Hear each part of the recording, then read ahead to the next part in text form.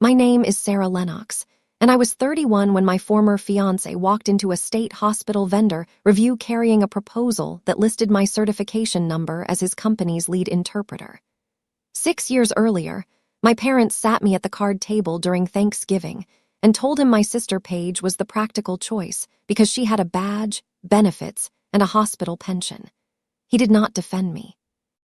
He moved his coat to her chair before dessert. What none of them knew was that the same license they mocked as hand-waving for cash would later stop his contract, clear my name, and make my sister's hospital badge the first exhibit on the screen.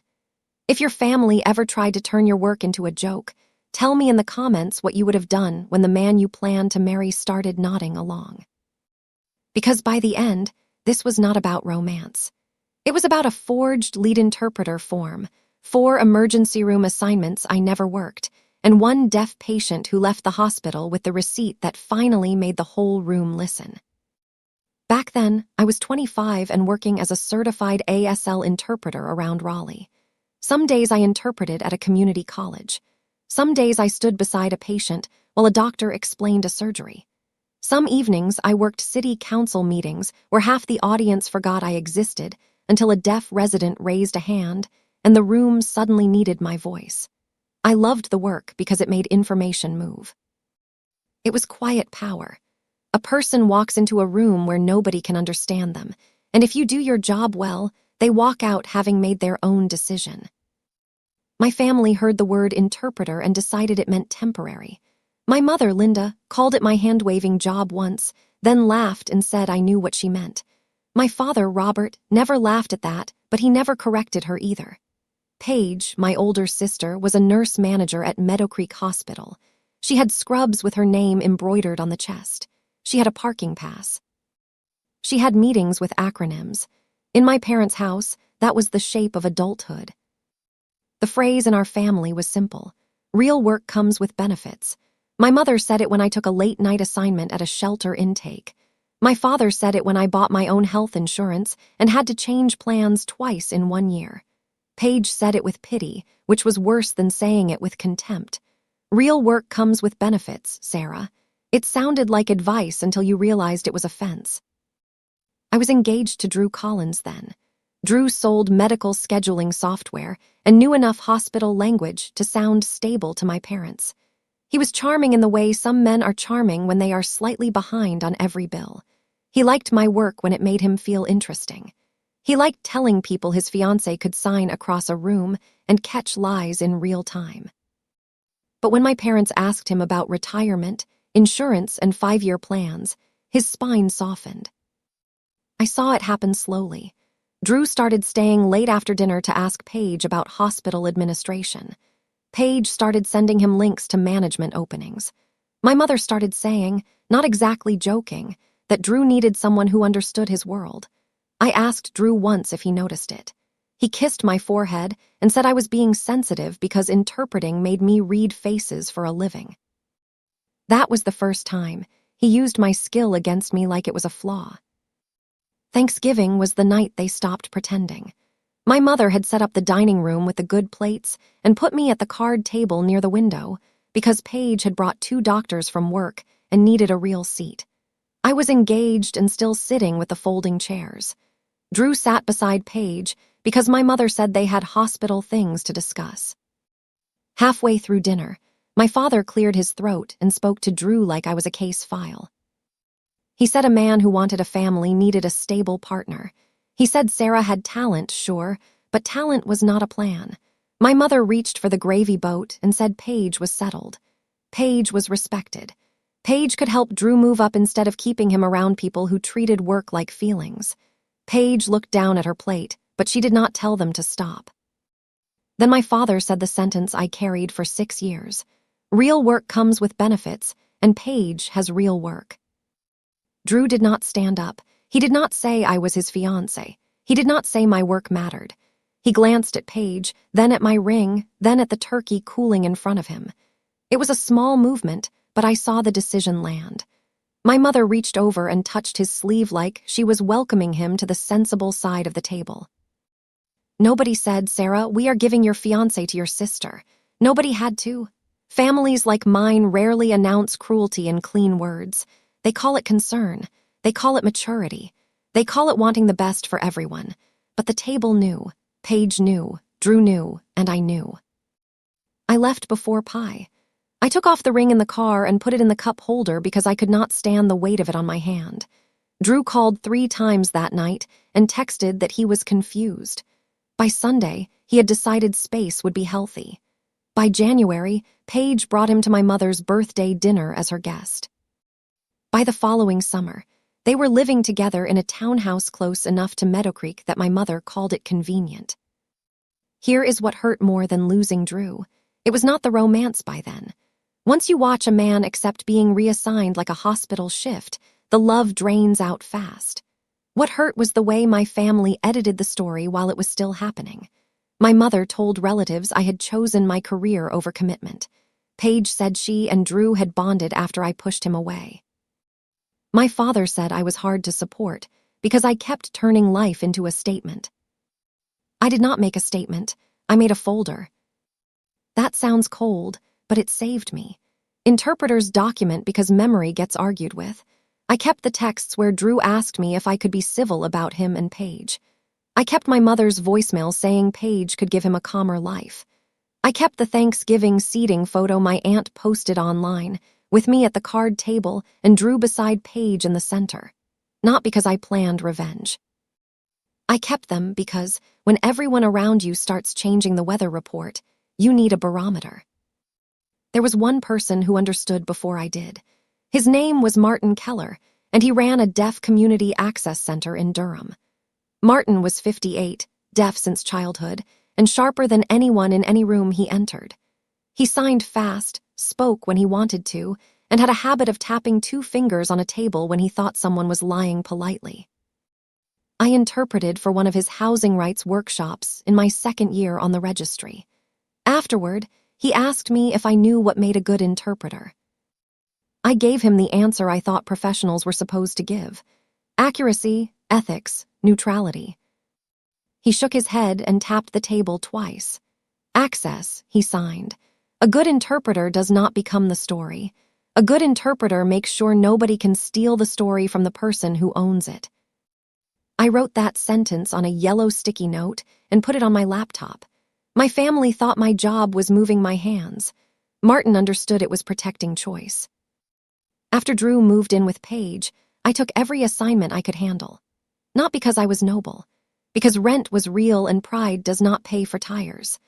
I worked early intervention meetings, clinic intakes, courthouse orientation sessions, job interviews, hospital discharge instructions, and one county fair complaint booth where a deaf farmer argued for 20 minutes about bad generator placement. I learned which hospitals treated access like compliance and which treated it like a favor. Meadow Creek was in the 2nd group. Paige worked there, so I heard the stories long before I ever saw the records. Deaf patients waiting hours because staff said the video remote unit was broken. Family members being asked to interpret medical news. Nurses writing patient refused interpreter when nobody had offered one. Those notes bothered me in the way a wrong note in a song might bother someone else. I could hear the mistake before the room admitted it. I once mentioned it at a family dinner, back when I still attended them because hope is stubborn. I said Meadow Creek needed a stronger language access process. Paige smiled and said hospitals were complicated and freelancers always thought one badge could fix a system. My mother said, "There she goes, making handwork sound like policy." Drew laughed, not loudly, just enough. That laugh did more than the Thanksgiving table. It told me I was still offering my family information as if they were able to receive it. They were not. I stopped going after that. My mother called it dramatic. My father called it unfortunate. Paige called it boundaries, like she had invented them. Drew sent one long message about not letting bitterness define me. I did not answer. I moved into a smaller apartment, bought a second-hand standing desk, and started building something nobody at my family's table had the patience to understand. I called it Clear Hand Access. At first, it was just me, a website, a scheduling spreadsheet, and 3 interpreters I trusted enough to refer without losing sleep. The point was simple.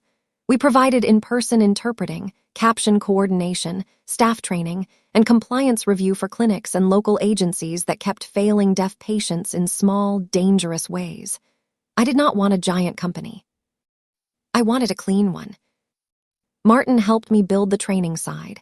He refused to let me make a glossy course that sounded nice and changed nothing. He made me sit in his office while deaf patients described what it felt like to nod through discharge papers they did not understand. He made administrators practice facing the patient instead of the interpreter. He made everyone say the same sentence out loud before we started. Access is not kindness. Access is the door. That became our line, not a slogan, a standard. By year 2, Clearhand had contracts with 3 community clinics, 2 legal aid offices, and a behavioral health nonprofit. By year 3, we were running weekend trainings for hospital staff who did not want lawsuits. By year 4, the State Deaf and Hard of Hearing Services office added us to its approved vendor list. I still drove a 10-year-old car with a door that clicked in the cold, but I had a payroll account, insurance, and a filing cabinet full of signed service agreements. Real work, with or without my mother's blessing. My family noticed only when strangers noticed. That is how families like mine work. They do not believe your life is real until someone outside the house gives it a title.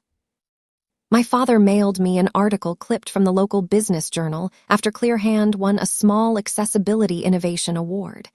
He wrote "proud of you" on a sticky note, as if the years between us were a paperwork delay. My mother texted a heart and asked if the award came with money. Paige did not respond. Drew viewed my company page 4 times in 1 week. I knew because our site dashboard was honest in ways people are not. I did not reach out. Silence became easier once it stopped feeling like punishment and started feeling like oxygen. Then Meadow Creek almost hurt someone badly enough that the records stopped staying inside the building. Her name was Leila Sanchez. She was 67, deaf, diabetic, and recovering from a foot infection that needed clear discharge instructions. Meadow Creek charted that she refused an interpreter. Leila did not refuse. She asked 3 times. The video remote cart froze. Her niece was told to sign enough to get through it. The nurse spoke fast. The wound care instructions went home wrong. 2 days later, Leila was back with a worse infection and a terrified niece carrying a folder of paperwork she did not trust. I learned about it because Martin called me from the community center and signed so fast I had to ask him to slow down. Leila had come to him with discharge sheets, appointment notes, and a patient rights complaint. She did not want money. She wanted the hospital to stop writing "refused interpreter" in charts when patients were really waiting. Martin asked if Clearhand could review the paperwork. I said yes. I did not know Paige's name would be in the file. The first proof beat was small. On Leila's discharge note, under language access, a nurse had clicked "patient refused certified interpreter." But a separate communications log showed an interpreter request entered at 3:42 p.m., escalated at 4:18, and closed at 5:06 as no vendor available. The 2 records could not both be true. Either Leila refused or the hospital could not provide. The system had answered the question before anyone had decided what story to tell. The second proof beat made my hands go cold. The vendor line listed Clearhand Access as the unavailable vendor. We had never received the request. I checked our scheduling software 3 times. No Meadow Creek request. No canceled assignment. No after-hours call. No email. Nothing. I thought it might be a typo until I saw the vendor ID. It was ours. The third proof beat arrived the next morning. I logged into the state-approved vendor portal and found 4 Meadow Creek emergency room assignments from the previous 6 months connected to Clearhand's credential profile. None had been routed through us. 2 were marked completed. 1 was marked patient declined after interpreter arrival. 1 was marked resolved through staff qualified interpreter. The staff qualified interpreter listed was Paige Lennox. My sister had taken a 40-hour hospital signing class 3 years earlier. That did not make her qualified to interpret medical care. It made her dangerous with confidence. I called the state vendor portal help desk and asked for the assignment audit report. The woman on the phone said it would take 5 business days unless there was suspected credential misuse. I said there was. She stopped typing for 2 full seconds. Then she gave me a secure upload link and told me to put everything in writing. That was the first time I felt the old Thanksgiving room shift under my feet. Not because I wanted page hurt, because a record with my company name on it was being used to tell deaf patients they had received access they never got. My family could mock me at a table. They could lie to relatives, but this was not family drama anymore. This was public harm with a paper trail. I sent the records to our attorney, a small woman named Annika Rao who had once told a clinic director, in perfect calm, that bad access notes were not typos when they happened every Tuesday. Annika read the Leela packet, the portal's screenshots, and the false clear-hand entries. Then she asked a question that opened the middle of the story. Who benefits from making Meadow Creek look covered? I knew the hospital did. I did not yet know Drew did too. 2 weeks later, Meadow Creek announced a statewide partnership search for language access modernization. The contract was worth $1.8 million over 3 years. It covered in-person ASL interpreting, emergency backup, staff training, captioning coordination, and compliance reporting. For a company like mine, it would be big but possible. For a sloppy staffing company with no real deaf access leadership, it would be impossible unless they borrowed someone else's credentials. I downloaded the public bid list. There were 6 vendors. Clearhand was one. Another name stopped me so sharply that I stood up from my desk. Collins CareLink Solutions. Drew. I had not spoken to him in almost 6 years. His company had grown out of hospital scheduling software into staffing support and compliance dashboards. That was what his website claimed. The leadership page showed Drew in a navy suit, smiling beside Paige, who was listed as Clinical Access Advisor. I stared at that phrase for a long time. Clinical Access Advisor. My sister, the woman who had laughed at handwork, had turned access into a title. I called Annika. She said nothing for a moment after I told her. Then she said, "Pull their public proposal if you can." The state portal released redacted bids 3 days later. Collins CareLink's proposal was 82 pages of soft language and borrowed certainty. It promised culturally competent ASL service, emergency coverage, qualified staff, real-time compliance dashboards, and a training curriculum based on community-centered access principles. On page 19, under lead interpreter and curriculum consultant, my name appeared. Sara Lennox, RID certified, Clearhand Access founder, contracted senior advisor. My stomach did not drop, it locked. There was a signed letter attached. It said I had agreed to serve as lead interpreter consultant for Collins CareLink during the Meadow Creek rollout. The signature looked like mine if you had only seen my name on a website. It was not mine. The letter used my old apartment address. The phone number was 1 digit off. The email was a Gmail account with a period in the wrong place. The 4th proof beat was the metadata. Annika had a forensic document consultant pull the file history.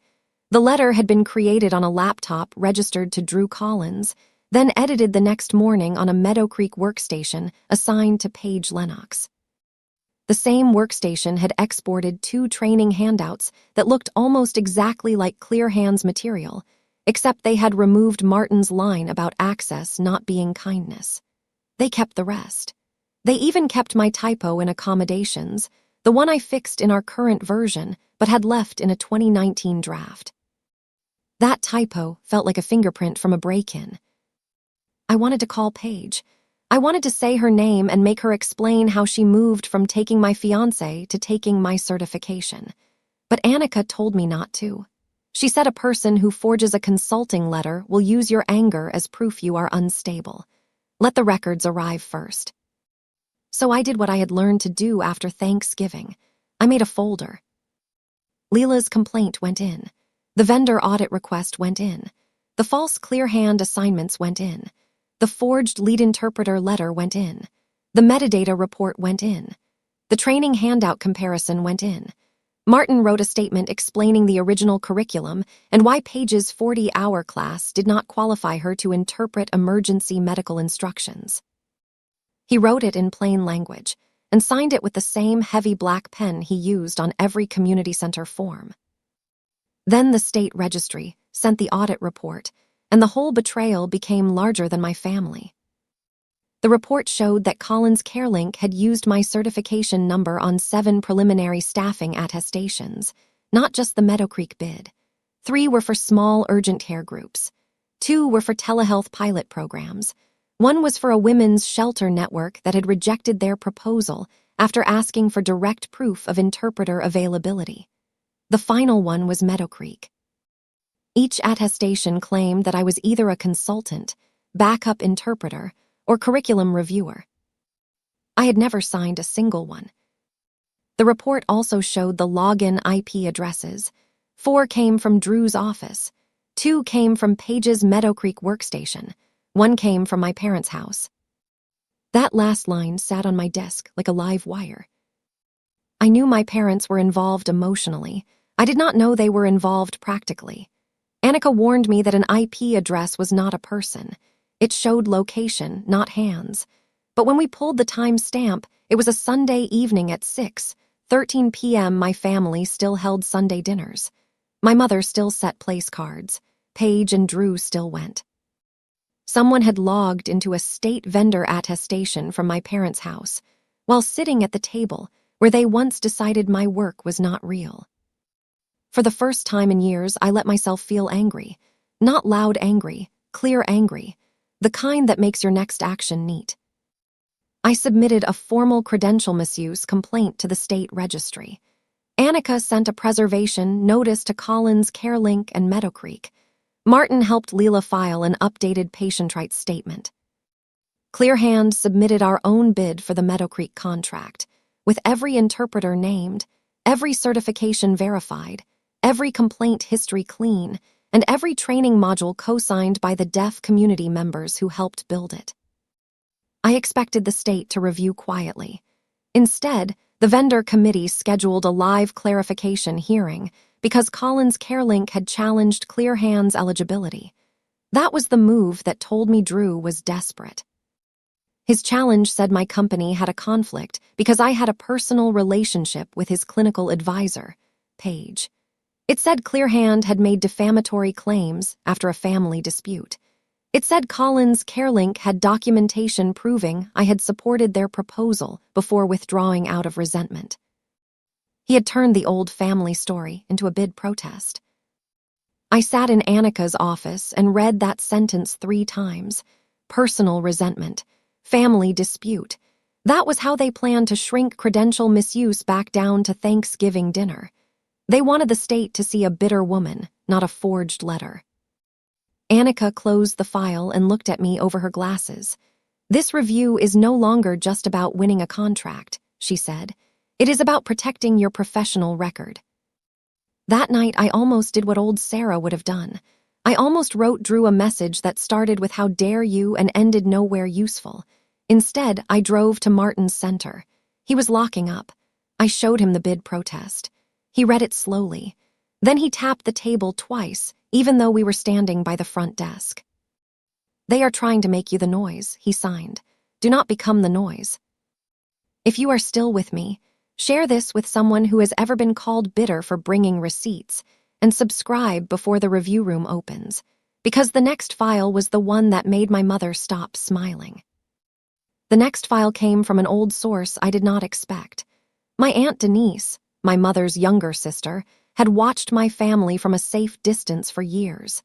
She was the aunt who posted the Thanksgiving seating photo without knowing it would become evidence of a different kind.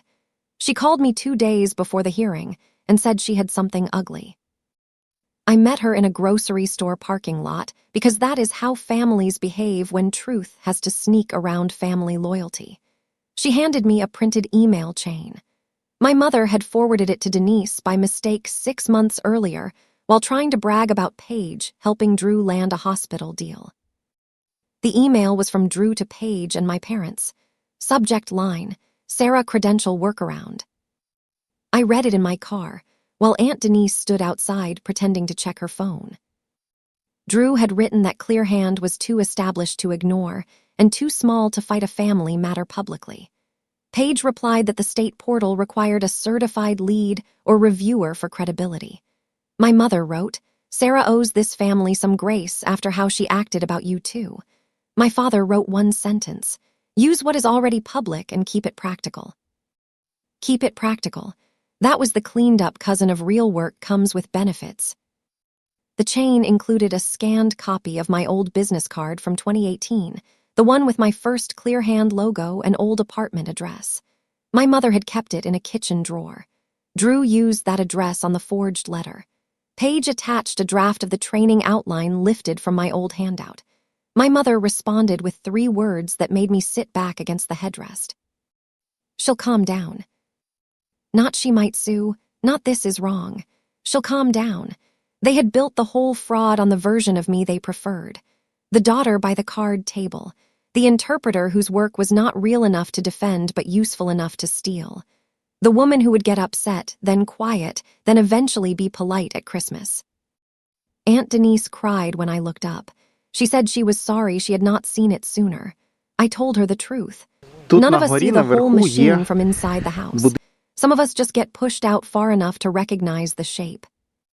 Annika added the email chain to the hearing packet under intentional credential misuse and bid misrepresentation.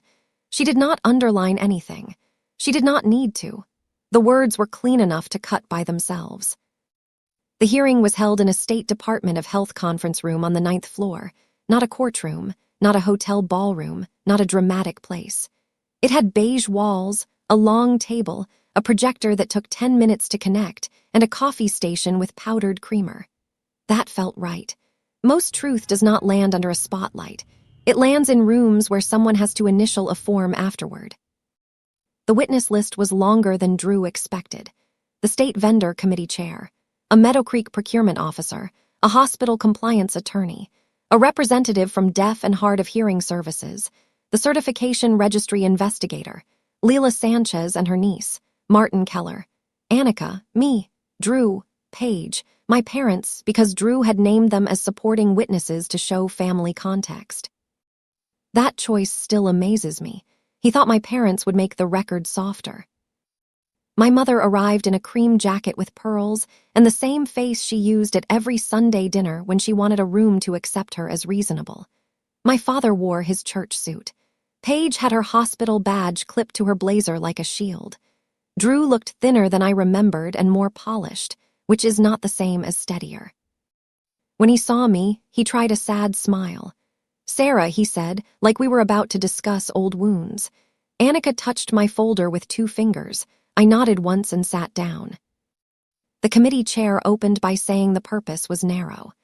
Did Collins CareLink misrepresent staffing, credentials, or consulting relationships in its Meadow Creek proposal?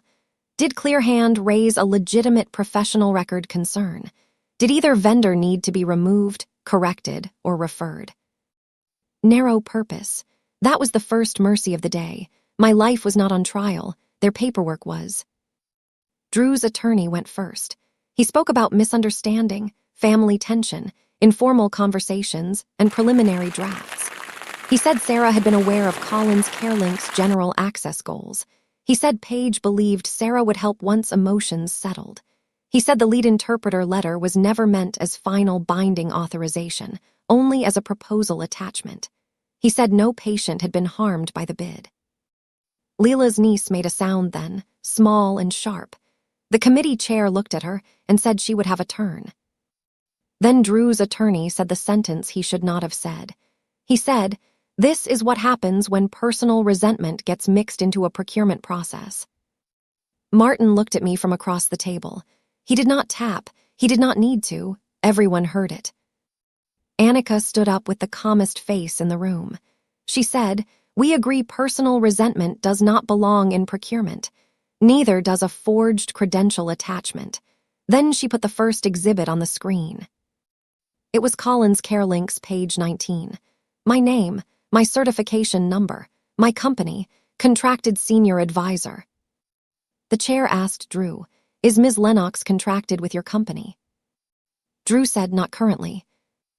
The chair asked, was she contracted at the time of submission? Drew took a drink of water. Paige looked at her hands.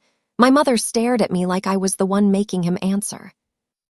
Drew said, we had an understanding that family would assist if needed. The registry investigator clicked to the next slide before Annika even had to. It was my certification profile. It showed no affiliation with Collins CareLink. It showed no authorization. It showed the dates of the 7 attestations. Then it showed the login IPs, Drew's office, Meadow Creek workstation, my parents' house. My father looked up for the first time. The committee chair asked why a state attestation using my credential had been submitted from a private residence.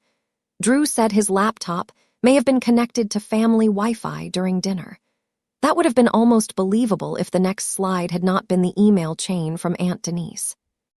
Sara credential workaround. I had imagined this moment for 2 days and still was not ready for the silence. The room read the subject line first. Then Drew's line about me being too small to fight a family matter publicly. Then Paige's line about needing a certified lead for credibility. Then my mother's line about me owing the family grace. Then my father's line, use what is already public and keep it practical.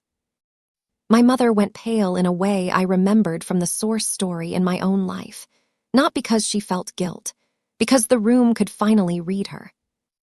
The chair asked my mother whether she had supplied my old business card to Collins CareLink. My mother folded her hands. I may have shared contact information in a family context, she said. Sara was always very emotional about Drew and Paige. The deaf and hard of hearing services representative, a woman named Ms. Harlan, interrupted for the first time.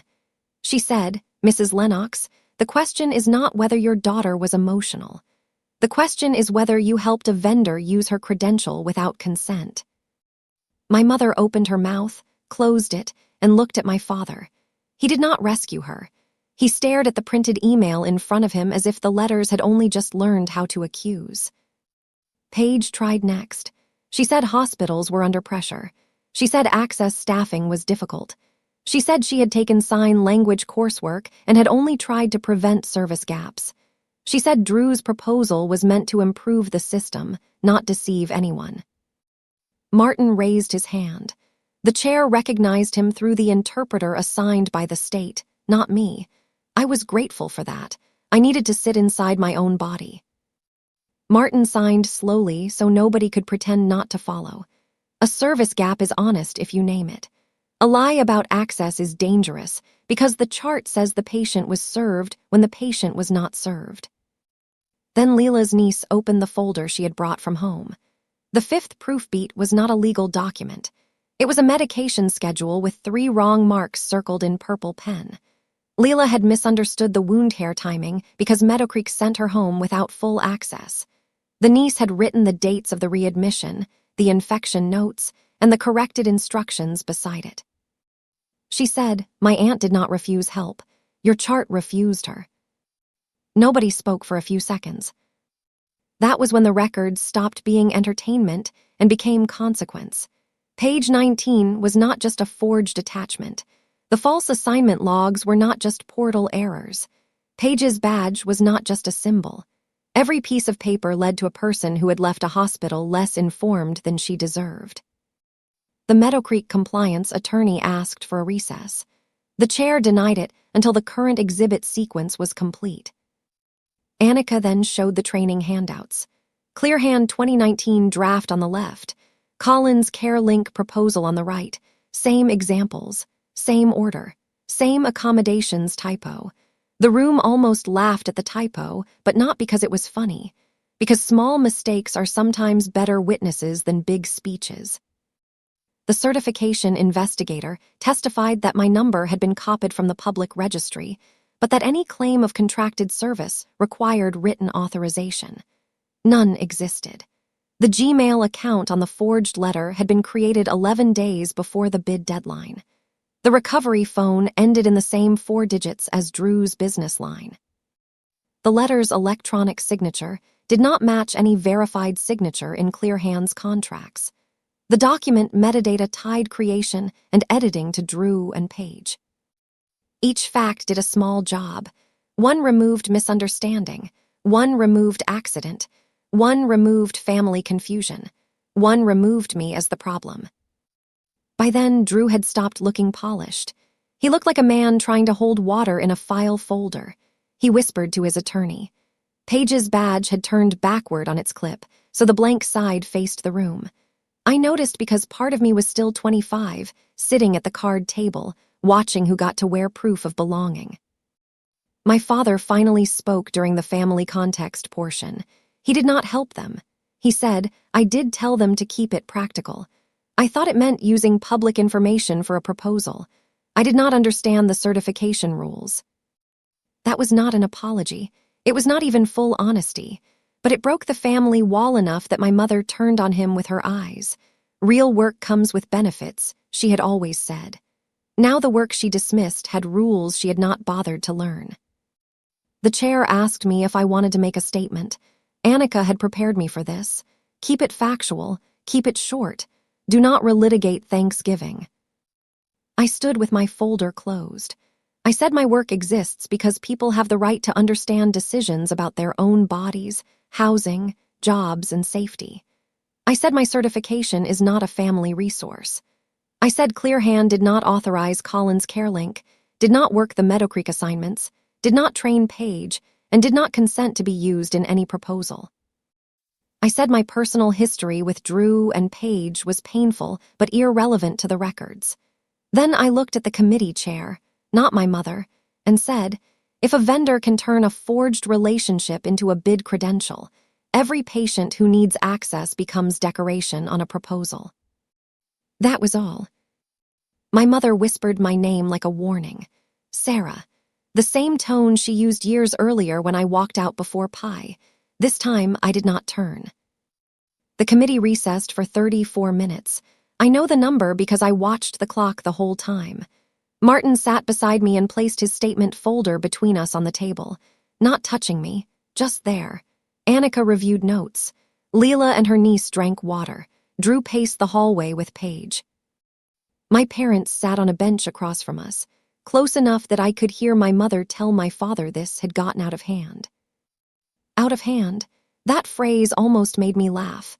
My hands had been the joke for years. Now the record was out of theirs.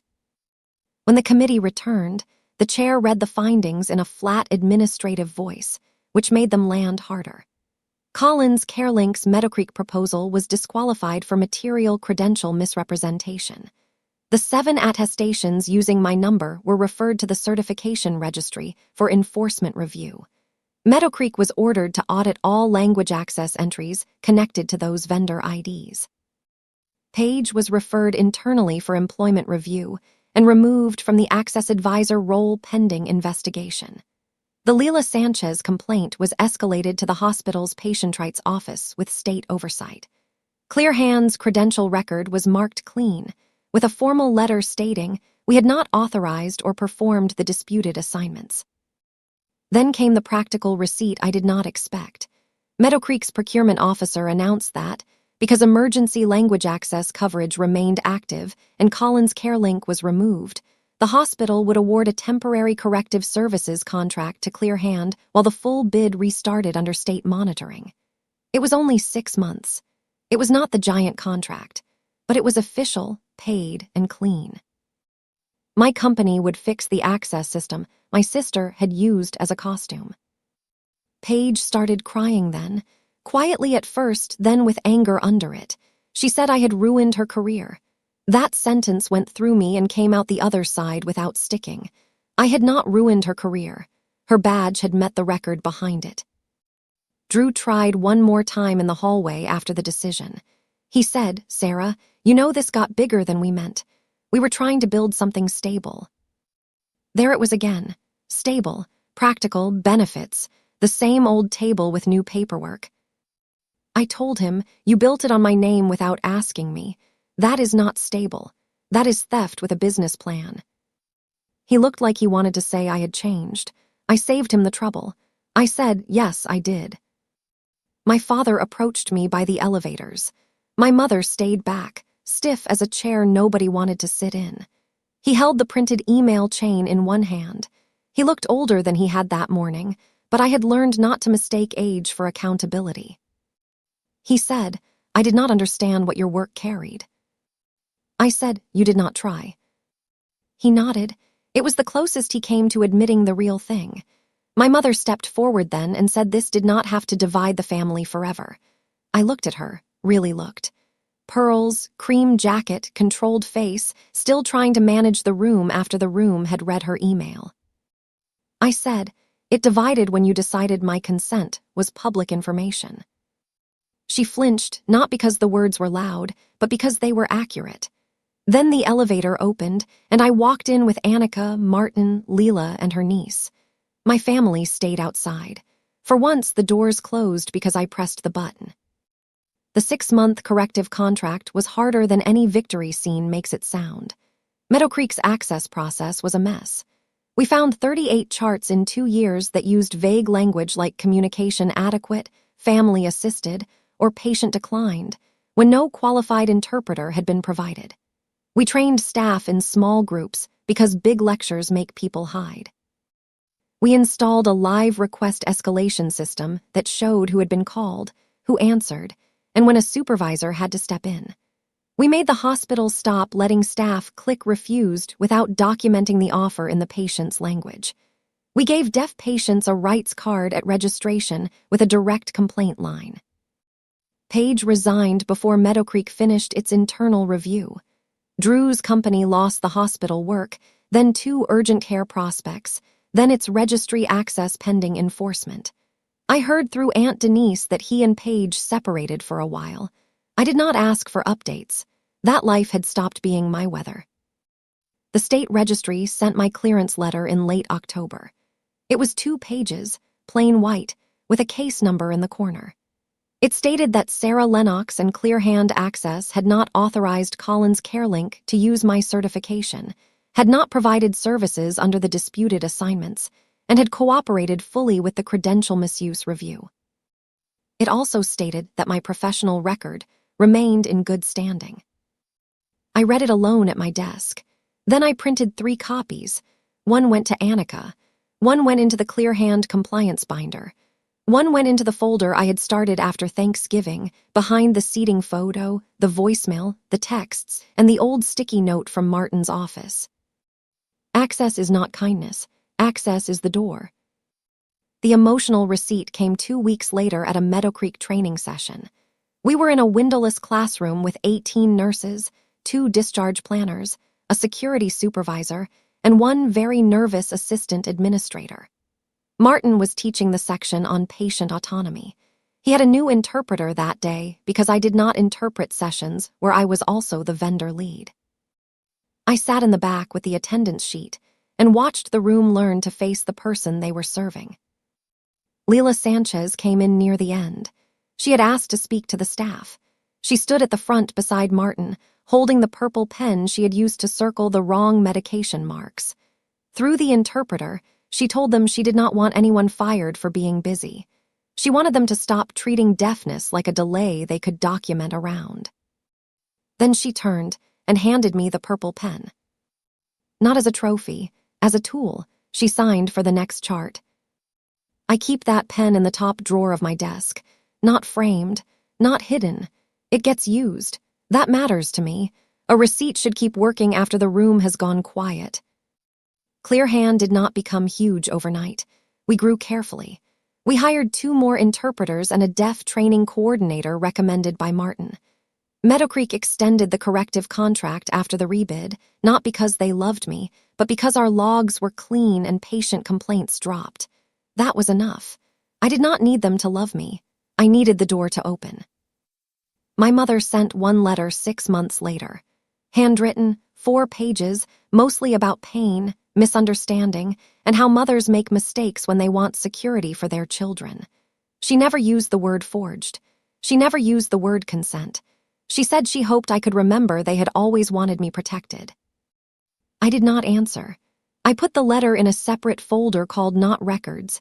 Some papers are evidence. Some are just noise trying to dress itself as history. My father called once after that.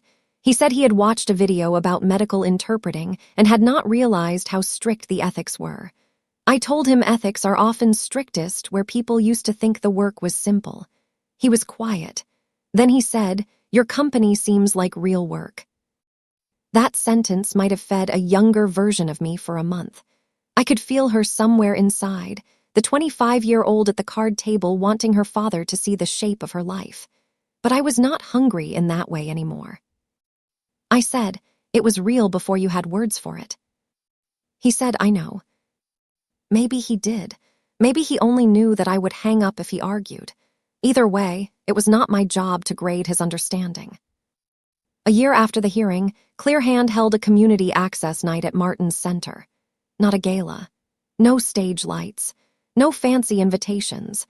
Just folding chairs, coffee, a caption screen, interpreters rotating every 20 minutes, and tables for clinics, legal aid, housing support, and job placement. We helped people check medical portals, correct emergency contacts, request interpreters, and file access complaints without shame. It was the kind of room my younger self would not have known how to dream about because nobody in my family had ever taught me that practical could mean humane. Near the end, Martin brought out a stack of old name cards from the center's storage closet. He said the new tables needed labels. I picked up a blank card and wrote my own name first, not at the head of anything, just on the same line as everyone else's. Sara Lennox, Clearhand Access. Then I wrote Leela's name for the patient rights table, Martin's for training, Annika's for legal clinic. 3 new interpreters' names for the sign-in desk. The cards were not place cards like my mother's. They did not decide who mattered. They helped people find the help they came for. That difference is the whole story. The old Thanksgiving photo is still in my folder. I do not look at it often. When I do, I no longer see a woman at a card table losing her fiancé to the sister with the safer badge. I see the last night my family misunderstood where power lived. They thought it lived in the chair closest to approval. They thought it lived in benefits, badges, and men who moved their coats when told. They thought my work was soft because it used hands. They were wrong about the work. They were wrong about me. Power lived in a state audit log. It lived in a patient who knew she had asked for help. It lived in a typo copied by someone too careless to respect what they were stealing. It lived in a certification number that could not be turned into family property just because my mother kept an old business card in a drawer. It lived in every quiet record that entered that beige conference room and made people answer the question they had spent years avoiding. Did Sarah's work count? The answer was never supposed to come from them. It came from the room, the registry, the patient, the corrected chart, the clean letter, and the purple pen waiting for the next chart. It came from the people who walked through the door after we made sure it opened. That is my story. My parents gave my fiancé to my sister because they thought real work came with benefits. Years later, the contract he built on my stolen credential collapsed in front of a state review board. My sister's badge stopped protecting her, and the patients they treated like paperwork became the reason my company was hired to fix the system. I did not get revenge by shouting. I got free by letting the record speak clearly enough that nobody could pretend not to understand.